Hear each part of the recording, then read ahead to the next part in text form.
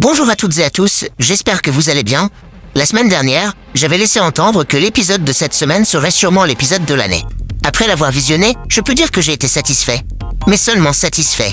L'épisode est bon, il fera sans aucun doute parler de lui sur les réseaux et sera probablement nommé épisode de l'année. Pourtant, quelque chose m'a empêché de pleinement l'apprécier. Une inconstance dans la réalisation et dans l'enchaînement des scènes d'action qui a, à mes yeux, nui à l'expérience globale. En tant que fan de l'œuvre, j'avais une vision très différente de cet épisode. Et clairement la hype n'a pas aidé. Ce ressenti me rappelle énormément celui que j'avais eu avec l'épisode 17 de la saison 2 de Jujutsu Kaisen, celui du combat entre Sukuna et Mahoraga. Ces deux épisodes partagent le même problème. Des moments d'animation absolument incroyables, mais qui restent des moments isolés. Le point central de ma critique concerne donc la réalisation. Oui, on a des scènes de Sakuga impressionnantes, mais la réalisation globale peine à donner une vraie cohérence à l'ensemble.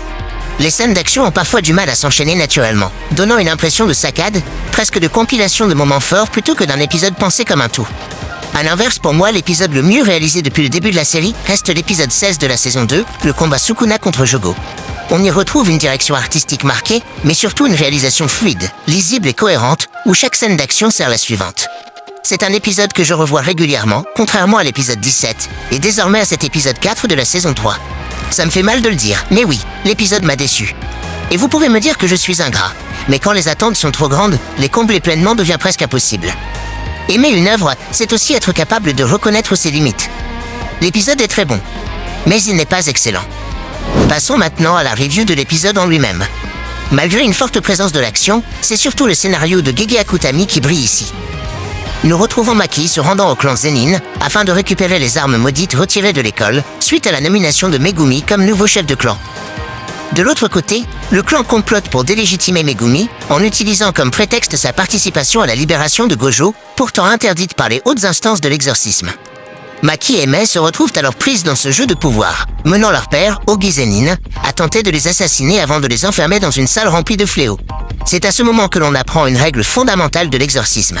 Les jumeaux sont considérés comme une seule et même entité. Mei explique alors que, parce qu'elle refusait de devenir plus forte, elle bridait inconsciemment le potentiel de Maki. En mourant, elle emporte avec elle le peu d'énergie occulte de sa sœur, afin de libérer totalement la restriction innée de Maki, désormais complète, tout comme celle de Toji Zenin. Mei laisse derrière elle une arme maudite, destinée à permettre à Maki d'accomplir sa vengeance et de détruire le clan Zenin.